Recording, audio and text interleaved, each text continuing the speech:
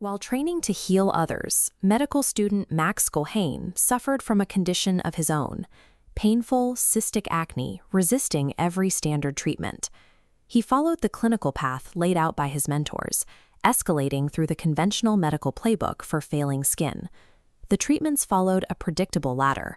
He started with topical creams, moved up to oral antibiotics, and finally reached the top tier, Accutane, a pharmaceutical sledgehammer. He endured the psychological toll and systemic side effects of these drugs for years, yet the cystic breakouts remained. The chemistry was powerful, but it wasn't solving the problem. This struggle illustrated a gap in the standard of care. Targeting surface symptoms does little when the underlying systemic environment of the body is in failure. Desperate for a solution, he turned to nutrition, adopting what is widely considered the ultimate healthy lifestyle, a strict plant-based diet. His body responded with an immediate biological backlash. Instead of healing, he developed irritable bowel syndrome and a weakened immune system that left him susceptible to every passing cold. He eventually abandoned the mainstream advice, pivoting to a low-carbohydrate, carnivore approach that eliminated plant toxins and industrially processed foods. Within months, the cystic acne that had defined his adult life vanished, and the inflammation in his gut finally subsided. If the official dietary guidelines were fueling his illness, the medical model itself was built on a flawed premise. It forced a search for other overlooked variables in the modern environment. Even a pristine, toxin-free diet cannot repair a biological clock that has lost its timing. Human biology evolved to function inside a strict set of natural environmental parameters, our evolutionary biological envelope. We recognize the metabolic damage caused by junk food, but we are currently ignoring a pervasive indoor pollutant, junk light.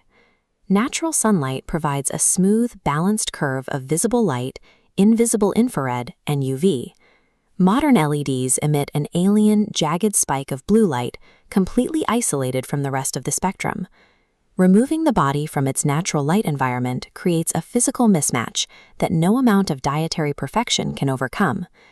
To understand this mismatch, we have to trace chronic skin and gut conditions backward from the surface tissue, up the nervous system, and into the brain. Light signals enter the eye, traveling directly to the suprachiasmatic nucleus. This cell cluster in the hypothalamus is the brain's master biological clock, acting as a central switchboard.